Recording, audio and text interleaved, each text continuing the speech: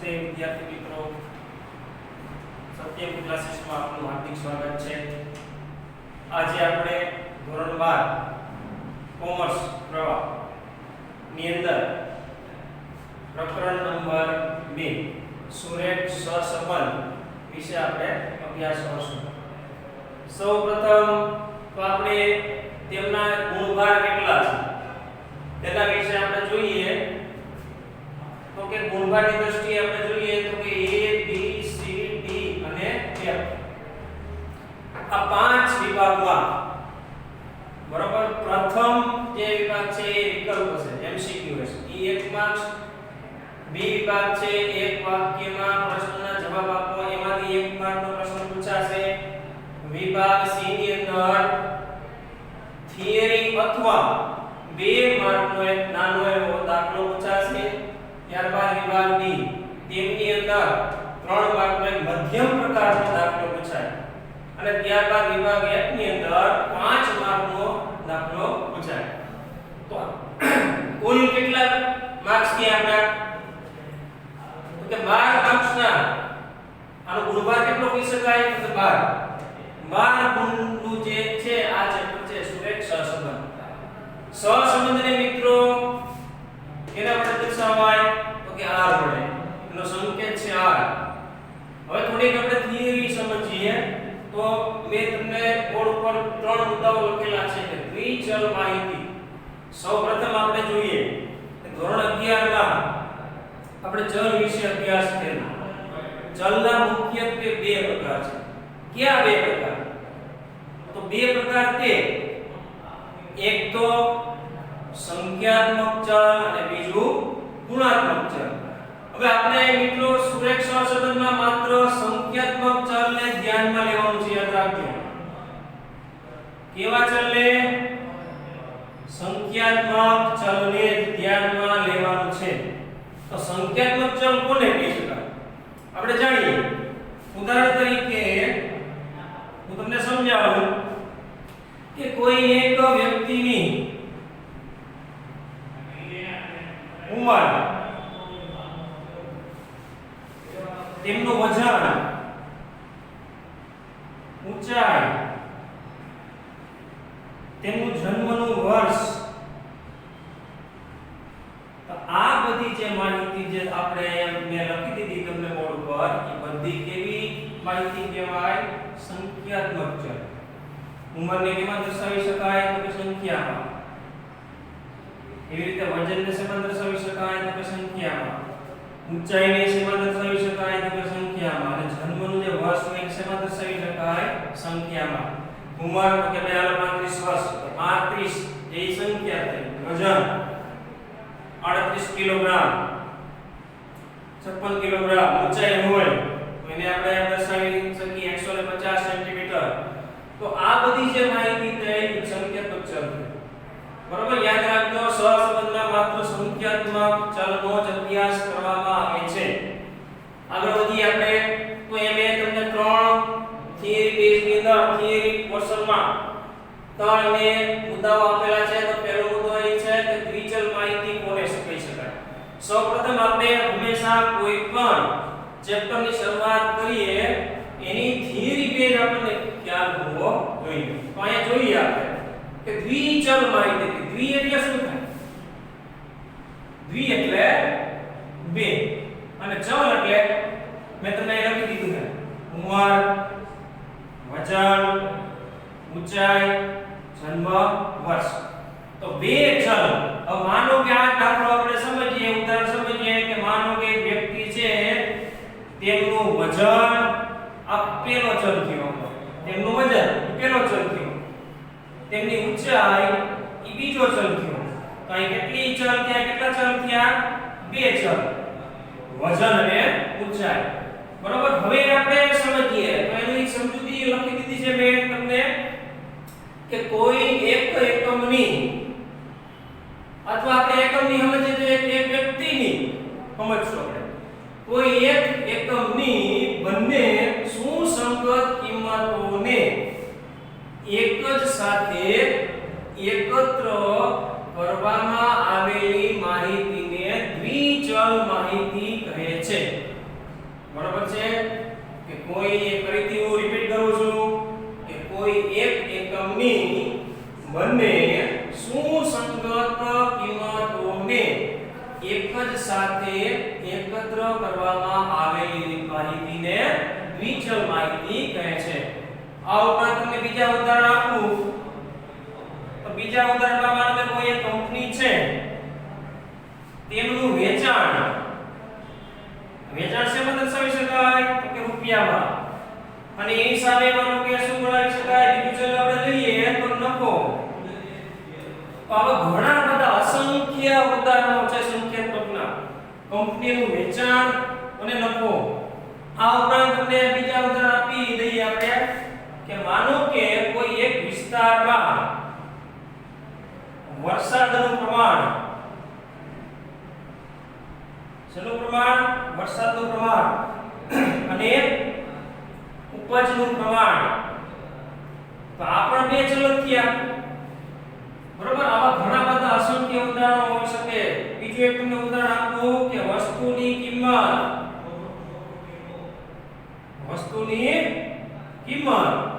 અને એની સામે શું હોઈ શકે વસ્તુની માંગ. ધોરણ 11 માં તમે સમજી ગયા માંગનો નિયમ. કોઈ વસ્તુની કિંમતને શેમાં દર્શાવી શકાય તો રૂપિયામાં. એકમ એટલે માંગને શેમાં દર્શાવી શકાય એકમની અંદર 1 એકમ 2 એકમ 3 એકમ. તો આવી રીતે થઈ ગયું આ દ્વિચલ માહિતી. ફરીથી કે કોઈ એક એકમની બંને સુસંગત કિંમતોને એક જ સાથે એકત્ર કરવામાં આવેલી માહિતીને દ્વિચલ માહિતી કહે છે. ત્યારબાદ બીજો મુદ્દો આપેલો છે એમાં સહસંબંધ. સહસંબંધ કોને કહેવાય? સહસંબંધને મિત્રો R વડે દર્શાવાય. યાદ રાખજો R સ્મોલ r વડે યાદ રાખજો. હવે એની વ્યાખ્યા અને સમજૂતી મેં લખેલી છે કે બે સુસંગત કિંમતોમાં પ્રત્યક્ષ કે પરોક્ષ કાર્યકારણના સંબંધને લીધે એક જ સાથે ફેરફાર થાય તો તે બંને ચલ વચ્ચે સહસંબંધ છે તેમ આપણે કહી શકીએ. બરાબર. ફરીથી રિપીટ કરું છું કે બે સુસંગત કિંમતોમાં કઈ શબ્દ આવ્યો જો યાદ રાખજો પ્રત્યક્ષ અથવા પરોક્ષ. બીજો એક શબ્દ આવ્યો કાર્ય કારણ ના લીધે એક જ સાથે શું થાય ફેરફાર થાય તો તે બંને ચલ વચ્ચે સહસંબંધ છે તેમ કહેવાય. તો બે સુસંગત કિંમતો કઈ રીતે ફેરફાર થાય? પ્રત્યક્ષનો સમાનાર્થી શબ્દ શું થાય? સીધો ફેરફાર થાય. પ્રત્યક્ષનો બીજો સમાનાર્થી શબ્દ લખ્યું મેં સીધો ફેરફાર. અને પરોક્ષનો બીજો સમાનાર્થી શબ્દ થયો આડકતરો ફેરફાર. બરોબર. તમને એક બે વાક્યના વિભાગ B ની અંદર તમને પ્રશ્ન પૂછાય સહસંબંધની વ્યાખ્યા જણાવો, સહસંબંધનો અર્થ જણાવો. સહસંબંધ એટલે શું? તેની વ્યાખ્યા સમજૂતી કે બે સુસંગત કિંમતોમાં પ્રત્યક્ષ કે પરોક્ષ કાર્યકારણના લીધે એક સાથે ફેરફાર થાય તો તે બંને ચલ વચ્ચે સહસંબંધ છે તેમ કહેવાય. હવે એની તમને એક ઉદાહરણ સમજાવું કે પ્રત્યક્ષ અને પરોક્ષની વાત કઈ રીતે.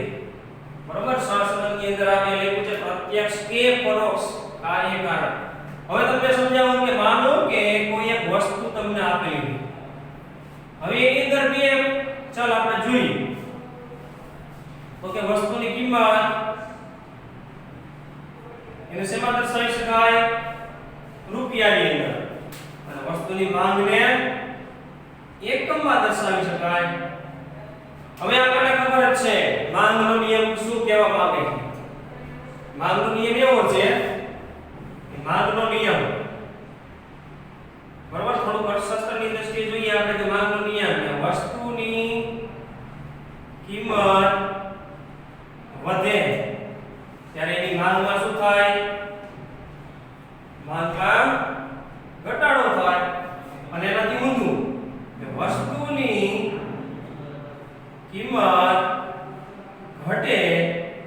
ત્યારે એની માંગમાં શું થાય? તો કે માંગ વધે. તો અહીં જોજો બે ચલ છે. પહેલી વખત મેં તમને સમજાવ્યું વિચલ માહિતી કિંમત અને માંગ. આ બે ચલ આપણા છે કિંમત અને માંગ. તો અહીંયા કિંમત જો આ યાદ રાખજો કિંમત વધે છે તેના પરિણામે માંગમાં ઘટાડો થાય છે. તો આ પ્રત્યક્ષ ને પરોક્ષ ની વાત કરીએ અહીંયા. હવે એક શબ્દ તમને લખ્યું છે અહીંયા કાર્ય અને કારણ. એની તમને સમજૂતી આ ઉદાહરણ દ્વારા સમજાવું કે કાર્ય કારણ કે વસ્તુની કિંમત વધે ત્યારે વસ્તુની માંગમાં શું થાય છે? ઘટાડો. તો શેના પરિણામે માંગમાં ઘટાડો થાય? તો કે વસ્તુની કિંમત વધવાને કારણે એનું કાર્ય થાય છે. બરોબર? તો આ પરોક્ષ થઈ ગયું કે આના પરિણામે વસ્તુની કિંમત વધે છે તેના પરિણામે વસ્તુની માંગમાં ઘટાડો થાય છે. તો અહીંયા બે સંબંધો રચાણા કાર્ય અને કારણ કે વધઘટ થાય છે માંગમાં. તો શેના પરિણામે થાય છે? કયા કારણને લીધે વધઘટ થાય છે? તો કિંમતના વધારો ઘટાડો થવાને પરિણામે માંગમાં વધઘટ થાય છે. બરોબર? તો આવી રીતે બીજું એક ઉદાહરણ સમજાવું તમને કે માનો કે વરસાદનું પ્રમાણ જો વરસાદ વધતો હોય વરસાદ વધુ આવે તો આપણને ખબર જ છે ઉત્પાદનમાં વધારો થાય. અને જો બહુ વધારે વરસાદ આવે તો વળી પાછું શું થાય મિત્રો? તો એ પાછું યોગ્ય ગણાય નહીં. યાદ રાખજો જો વરસાદ વધુ આવે તો ઉત્પાદન વધશે. બરોબર? અને વરસાદ ઓછો આવે તો ઉત્પાદન પણ ઓછું થશે. તો આવા બે ચલો વચ્ચે જે કાર્યકારણનો સંબંધ હોય પણ કઈ રીતે પ્રત્યક્ષ કે પરોક્ષ? તો અહીંયા ફરીથી રિપીટ કરીએ આપણે સહસંબંધી વ્યાખ્યા કે બે સુસંગત કિંમતોમાં પ્રત્યક્ષ કે પરોક્ષ કાર્યકારણના લીધે એક સાથે ફેરફાર થાય તો બંને ચલ વચ્ચે સહસંબંધ છે એમ કહેવાય. આની વ્યાખ્યા એનો અર્થઘટન. ત્યારબાદ ત્રીજો મુદ્દો છે જે તમારો ચેપ્ટર નું નામ જ છે. યાદ રાખજો સુરેખ સહસંબંધ. યાદ રાખજો સુરેખ સહસંબંધ. બરોબર? તમારું જે બીજું ચિત્ર છે આ. બરોબર? મેં લખી દીધું છે ફરીથી લખી દીધું બીજું ચિત્ર તમારું. બરોબર? તો સુરેખ સહસંબંધ એની વ્યાખ્યા એનો અર્થઘટન એની સમજૂતી કે બે સુસંગત કિંમતોને શેમાં દર્શાવવામાં આવે? આલેખમાં દર્શાવતા. આલેખ પત્રની અંદર આપણને ખબર છે આલેખ પત્ર કોને કહેવાય? દશમતોની અંદર આલેખ આવી ગયા, અધિકમાં આવી ગયા.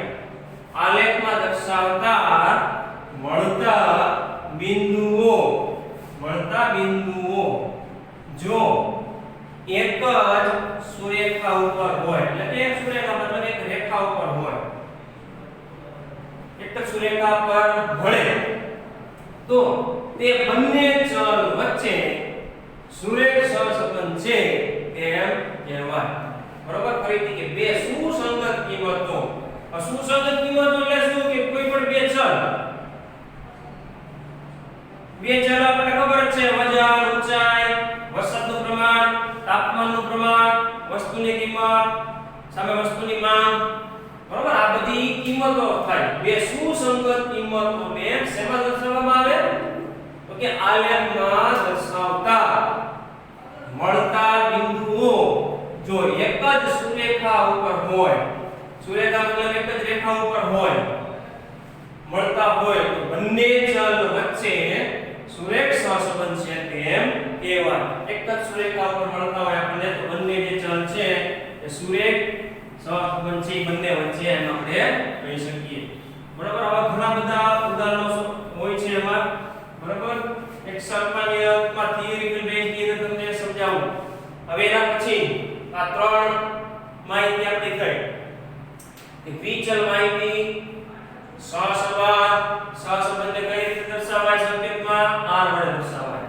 સુરેખ સહસંબંધ. હવે તમને સિમ્પલ એક ઉદાહરણ સમજાવું કે વસ્તુની માંગ. એક ઉદાહરણ આપણે સમજીએ કે સુરેખા કોને કહી શકાય. આની આપણે સમજૂતી દર્શાવીએ કે માનો કે આપણે આવો એક આલેખ બનાવીએ. બરોબર? અને y અક્ષ કહેવાય કહેવાય, બરોબર છે।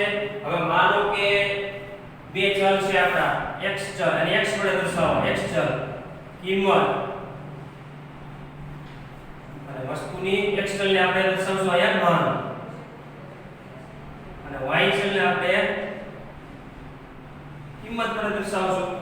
તો આ બે ચલ થઈ ગયા, બરોબર। અહીંયા લખી દીધું છે કે x ચલ ઉપર શું આપણે દર્શાવશું માન અને y ચલ ઉપર એની કિંમત, બરોબર। હવે તમને સમજાવું જો આ એક સિમ્પલ ઉદાહરણ તરીકે આપણો આલેખ પત્ર છે કે આલેખમાં દર્શાવતા મળતા બિંદુઓ જો એક જ સુરેખા ઉપર હોય તો તે બંને ચલ વચ્ચે સુરેખ સહસંબંધ છે તેમ કહેવાય। હવે માનો કે માન તમને એક 2, બરોબર। આને યોગ્ય સ્કેલ માપમાં દર્શાવવાનું, આ એક તમને સિમ્પલ એક સમજૂતી માટે આપ્યું છે, પણ ખરેખર અહીંયા સ્કેલ માં પણ દર્શાવવાનું જ્યારે આલેખના દાખલા પૂછાય ત્યારે 1 2 3 4 અને 5 અહીંયા આપણે એની કિંમત દર્શાવી દઈએ 5 10 15 અને 20 5 રૂપિયાથી લઈને 20 રૂપિયાની કિંમત આપણે દર્શાવી દીધી। હવે આપણે આની સમજૂતી મેળવીએ છીએ, આની સમજૂતી મેળવીએ છીએ સુરેખ સહસંબંધ કોને કહેવાય કે માનો કે વસ્તુની કિંમત કેટલી હોય 5 રૂપિયા થાય ત્યારે એની કિંમત કેવી હોય 5 એકમની હશે, યાદ રાખજો, બરોબર। માનનો નિયમ આપણે યાદ રાખવાનો 5 એકમ, બરોબર। ત્યારબાદ વસ્તુની કિંમત વધે, બરોબર। 5 એકમથી વધીને વસ્તુની 5 રૂપિયાથી વધીને 10 રૂપિયા થઈ ગયા। હવે જો આવું તમને ખબર છે આપણને કે કિંમત વધે, કિંમતમાં વધારો થાય ત્યારે માનમાં શું થાય છે ઘટે છે। ભાઈ કિંમત આપણને આપી દીધી અહીંયા, બરોબર છે 5 રૂપિયા જ્યારે કિંમત છે ત્યારે એના એકમ કેટલા છે માનના એકમો 5, અહીંયા બિંદુ મળ્યું આપણને 5 એકમ। ત્યારબાદ આગળ જોઈએ 5 રૂપિયાથી વધીને એના 10 રૂપિયા થાય ત્યારે એના એકમોમાં ઘટાય, યાદ રાખજો, આ યાદ રાખવાનું કે કિંમત વધે માનમાં શું થાય ઘટાડો થાય, તો કિંમત વધી તો વળી પછી કિંમત વધી તો કિંમતમાં માનો કે 10 રૂપિયા થયા ત્યારે એની માંગમાં કેટલો રૂપિયાનો માંગ કેટલા એકમની થઈ ગઈ 4, એવી રીતે 10 થી વધીને 15 રૂપિયા થયા ત્યારે એના એકમ કેટલા થઈ ગયા, બરોબર। યાદ રાખજો આ માંગનો નિયમ જ છે, આ તમે ભણી ગયા હોતે માંગનો નિયમ અર્થશાસ્ત્રમાં, બરોબર। ત્યારબાદ હવે 15 થી લઈને 20 રૂપિયા થાય ત્યારે એની કિંમત કેટલી થઈ ગઈ, એની માંગ કેટલી થઈ ગઈ 2 એકમની। તો યાદ રાખો અહીંયા આવા બિંદુઓ મળ્યા હતા, આ બધા બિંદુઓ છે કે આલેખ પત્રમાં દર્શાવતા બે, જો આ એક સિમ્પલ તમને ખબર પડે કે બે સુસંગત કિંમતો, તો બે સુસંગત કિંમતો કઈ હતી કે માંગ અને કિંમત, આ બે કિંમતો છે આપણે શેમાં દર્શાવ્યું મેં આલેખમાં દર્શાવ્યું, બરોબર। બિંદુઓ જો એક જ સુરેખા ઉપર ભળે તો બંને ચલ વચ્ચે સુરેખ સહસંબંધ છે તે કહેવાય। હવે આ બધા બિંદુઓ જે મળ્યા એને આપણે સ્કેલ થી આપણે એને આમ એને જોઈન કરી દેવાના, બરોબર।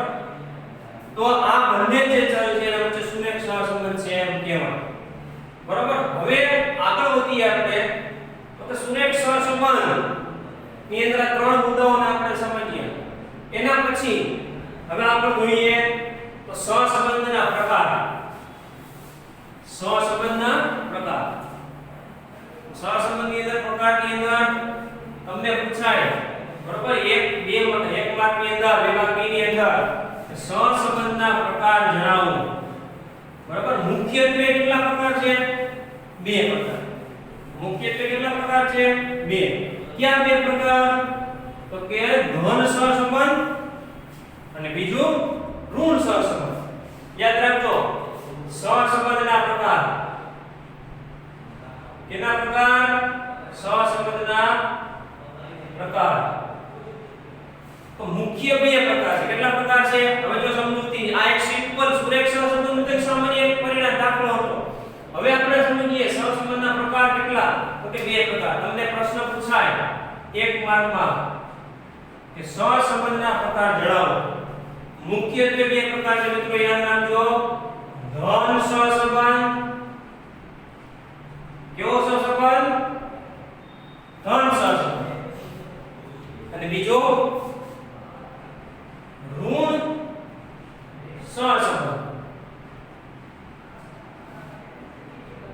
તમને પ્રશ્ન પૂછે સહસંબંધના પ્રકાર જણાવો. શેના પ્રકાર જણાવવાના છે? સહસંબંધના પ્રકાર જણાવો. વિભાગ બી ની અંદર આ પૂછાઈ શકે એક માર્ક ની અંદર. સહસંબંધના પ્રકાર જણાવો તો આપણે માત્ર બે નામ જ લખી દેવાના કે ધન સહસંબંધ આ મુખ્ય પ્રકાર થયા. યાદ રાખજો પેટા પ્રકાર તો છે જ એના, પણ મુખ્ય કેટલા પ્રકાર થયા? બે પ્રકાર થયા, ધન સહસંબંધ અને ઋણ સહસંબંધ. તો આની આપણે વ્યાખ્યા લખીએ આપણે કે ધન સહસંબંધની વ્યાખ્યા. ભાઈ આવું પણ પૂછાય તમને પરીક્ષામાં કે સહસંબંધનું અર્થઘટન કરો. સહસંબંધ એટલે શું? સહસંબંધનો અર્થ જણાવો. એક માર્કની અંદર પૂછાય. તો ધન સહસંબંધ પેલી વ્યાખ્યા ધન સહસંબંધ.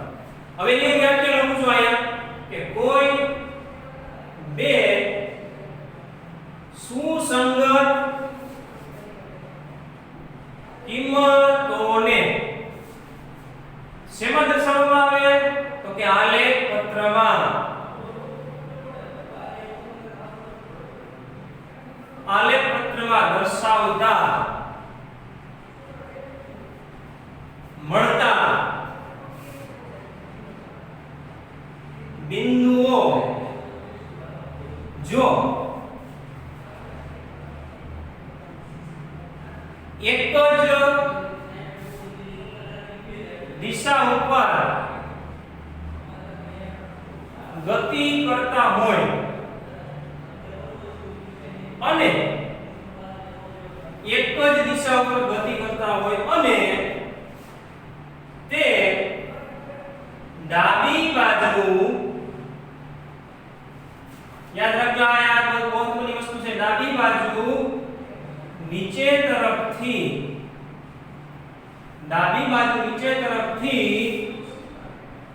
જમણી બાજુ ઉપર તરફ ગતિ કરતા હોય ત્યારે તે બંને ચલ વચ્ચે કેવો સહસંબંધ હોય?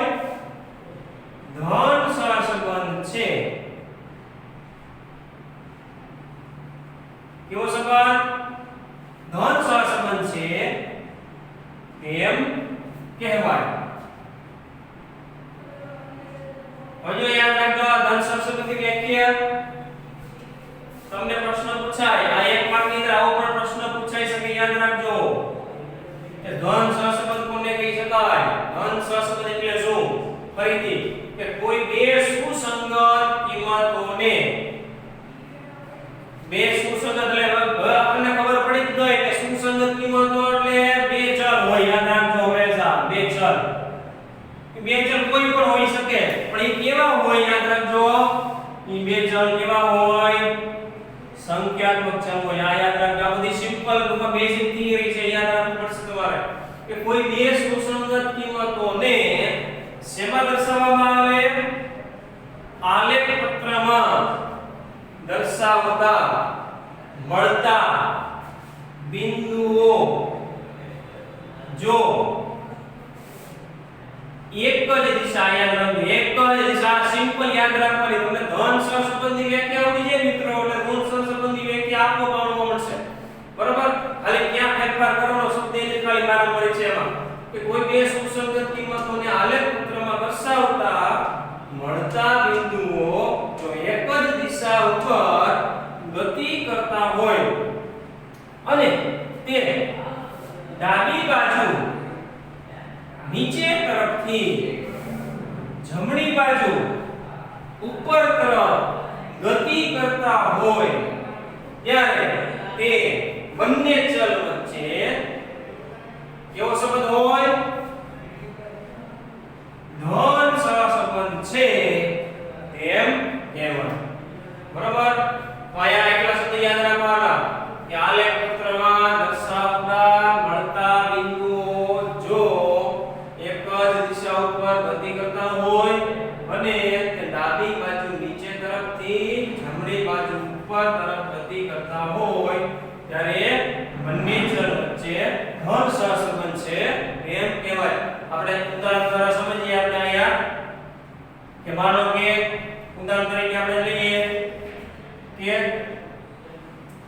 આપણે બે ચલ લઈએ x અને y બરોબર બે આપણે ચલ લીધા તો વેચાણ અને નફો હવે બે ચલ લીધા આપણે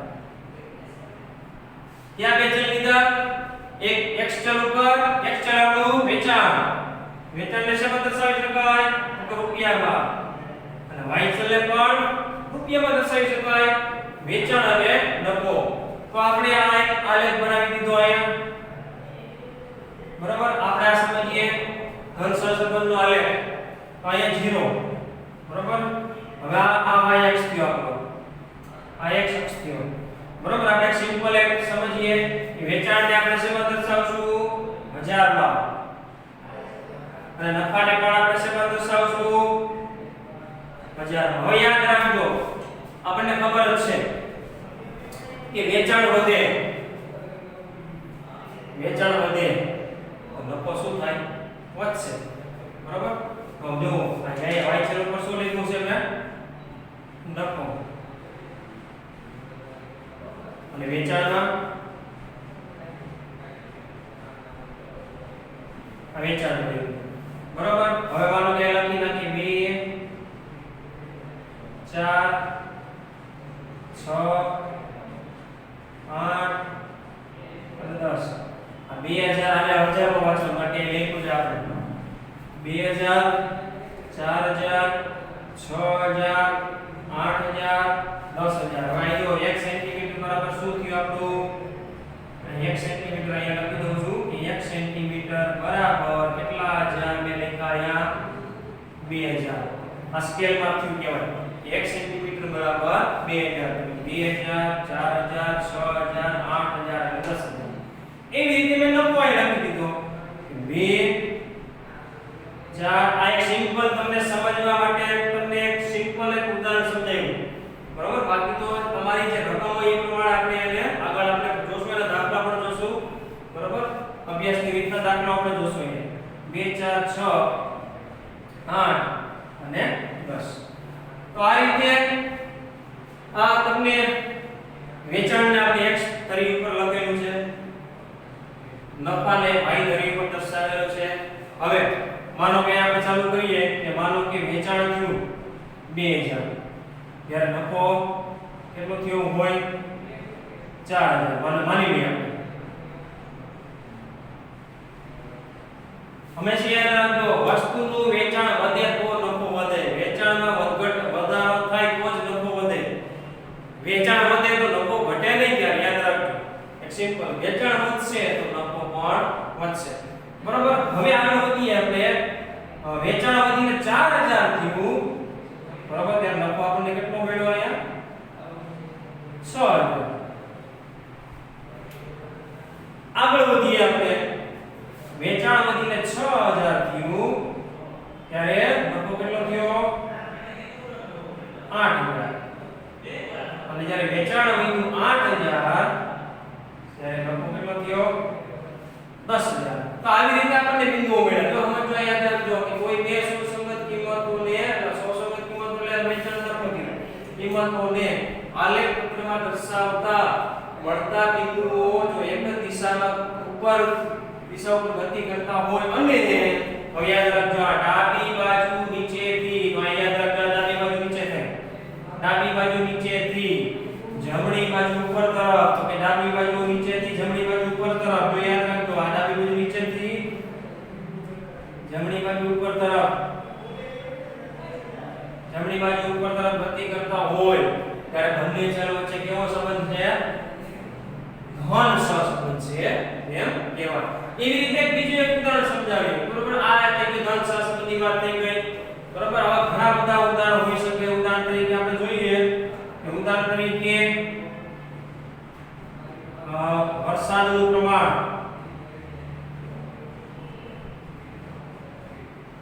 એની સામે શું હોઈ શકે ઉપજનું પ્રમાણ વરસાદ વધે ઉત્પાદન વધશે અને વરસાદ ઘટે ઉત્પાદન ઘટશે બરોબર બીજા કોઈ પણ કુદરતી પરિબળો એમાં જો અસર કરતા હશે બરોબર તો આમાં થોડો વેરીએશન ફેરફાર થશે પણ એક સિમ્પલ તમને ખ્યાલ આવે કે જો વરસાદ વધશે તો ઉત્પાદન વધશે ઉપજનું પ્રમાણ વધે એક સિમ્પલ યાદ રાખો બાકી તો ઘણા બધા ઇકોનોમિક્સ માનો કે અત્યારે તમે જુઓ કે કોરોનાની મહામારી વચ્ચે આ ઉત્પાદન ને આ બધું હોય તો એની અંદર જે આંકડાઓ હોય તો એ બધા અનુકૂળ બેસે નહીં, મેચ થાય નહીં. આવા ઘણા બધા બરાબર એવા ફેરફારો થાય જેના પરિણામે માનો કે આજે આપણે સમજીએ છીએ પણ એની અંદર કોઈ ડિસ્ટર્બન્સ થાય, ફેરફાર થઈ શકે, શક્યતા ખરી. બરાબર તો આ એક વાક્ય થઈ ગઈ ધન સહસંબંધ. યાદ રાખજો સહસંબંધના પ્રકાર. સહસંબંધના મુખ્ય બે પ્રકાર છે. સહસંબંધના પ્રકાર ધન સહસંબંધ અને ઋણ સહસંબંધ. બરાબર આ ધન સહસંબંધની વ્યાખ્યા એની સમજૂતીમાં દર્શાવી આ આલેખ છે આપણો. બરાબર જો ડાબી બાજુ નીચેથી આમ ગતિ કરશે, જમણી બાજુ ઉપર તરફ ગતિ કરતા હોય ત્યારે બે ચલ વચ્ચે ધન સહસંબંધ છે એમ કહેવાય. એના પછી આપણે આગળ વધીએ. એના પછી ઋણ સહસંબંધી એની સમજૂતી ઋણ સહસંબંધ. બરાબર ઋણ સહસંબંધ એવું છે. બીજી વ્યાખ્યા આપણી બીજી સમજૂતી કે ઋણ સહસંબંધ કોને કહેવાય એની તમને સમજૂતી આલેખ સાથે અને યોગ્ય ઉદાહરણ સાથે હું તમને સમજાવું. તો અહીં આપણે જોઈએ ઋણ સહસંબંધ કોને કહી શકાય તેની વ્યાખ્યા. ઋણ સહસંબંધ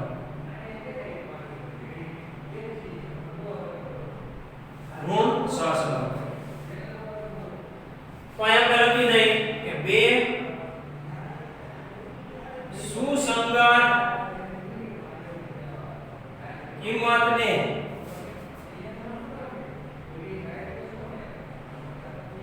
આલેખ પત્રમાં દર્શાવતા મળતા બિંદુઓ વિરુદ્ધ દિશામાં ગતિ કરતા હોય અને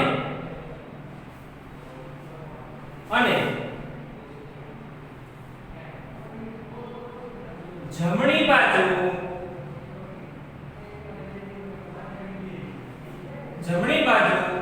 ડાબી બાજુ ઉપર તરફથી જમણી બાજુ નીચે તરફ ગતિ કરતા હોય તો તે બંને ચલ વચ્ચે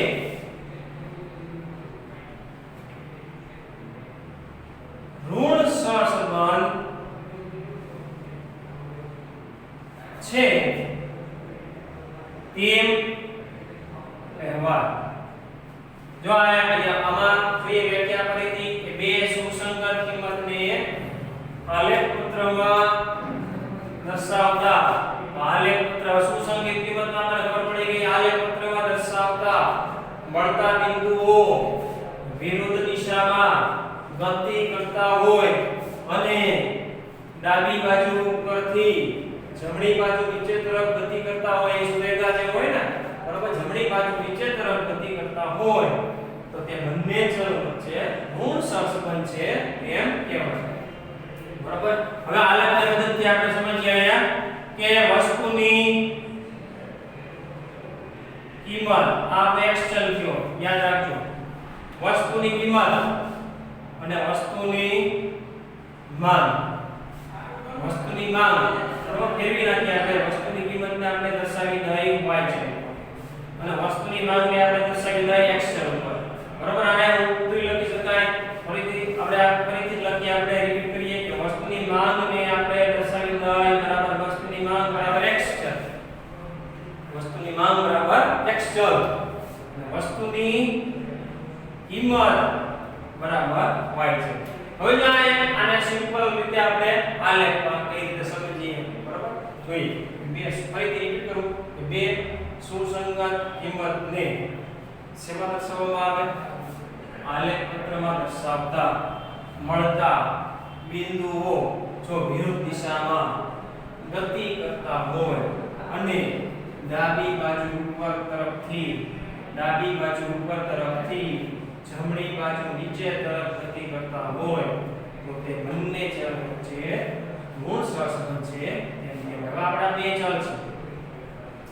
આ પ્રથમ ચલ કયો વસ્તુની માંગ, બીજો ચલ કયો વસ્તુની કિંમત. હવે આને આપણે દર્શાવી દઈએ x ને y. બરાબર, આપણો y ચલ છે ox થઈ oy થઈ.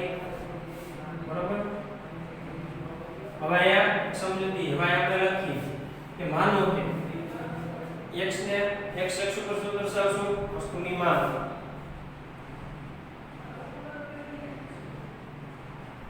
y ચલ ઉપર વસ્તુની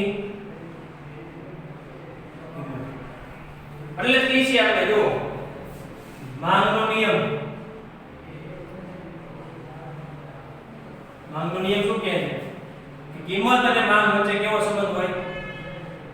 વ્યસ્ત મતલબ શું થાય?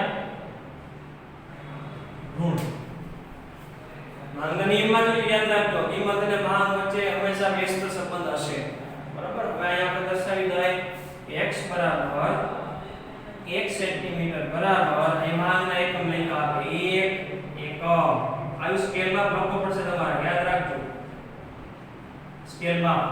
અને y અક્ષ ઉપર 1 સેન્ટીમીટર બરાબર કેટલા રૂપિયા? 5 રૂપિયા. કેટલા? 5. હવે એમાં કે આપણે કિંમત દર્શાવી દઈએ કે 1 સેન્ટીમીટર બરાબર 5, 2 સેન્ટીમીટર બરાબર 10, 3 સેન્ટીમીટર બરાબર 15. 5 5 નો ગેપ છે. 5 નો ઘડી બોલતા જવાનું 5 10 15 20 25. બરાબર, 1 સેન્ટીમીટર બરાબર 5 10 15 20 25 30. અને એની સામે વસ્તુની માંગ 1 સેન્ટીમીટર બરાબર કેટલા મે લખ્યા? 1.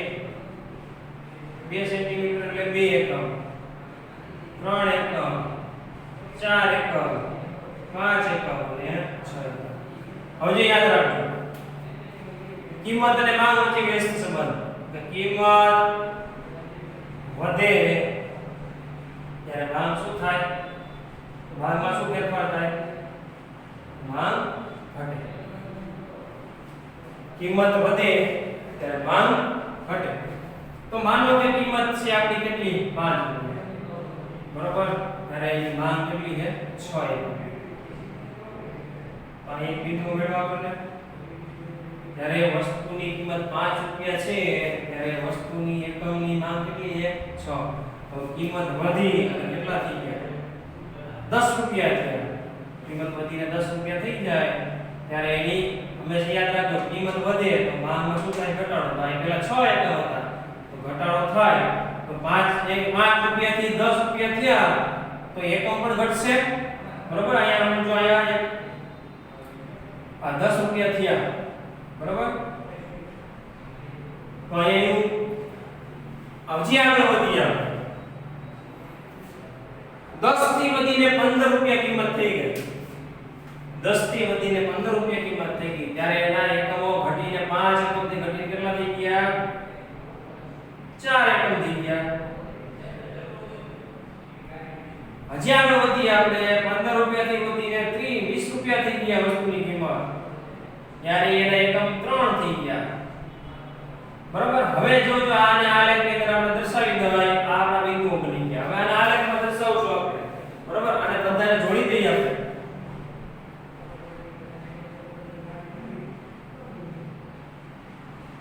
બરાબર, આવું મળશે. હવે જો આની અમે તમને વાક્યમાં દર્શાવેલું છે ઈ મેં તમને આલેખમાં કહી દીધું. વાક્ય આખી વસ્તુ કરી કે બે સુસંગત કિંમતને આલેખ પત્રમાં દર્શાવતા મળતા બિંદુઓ વિરુદ્ધ દિશામાં ગતિ કરતા હોય અને જો યાદ રાખજો ડાબી બાજુ ઉપર આ ડાબી બાજુ થઈ ગઈ, આ ડાબી બાજુ અને આ જમણી બાજુ. આના બે ભાગ કરીએ આપણે. ડાબી બાજુ ઉપર તરફથી, ડાબી બાજુ ઉપર તરફથી, જમણી બાજુ ડાબી, જમણી બાજુ નીચે તરફ ગતિ કરતા હોય તો બંને ચલ વચ્ચે કેવો સહસંબંધ હોય?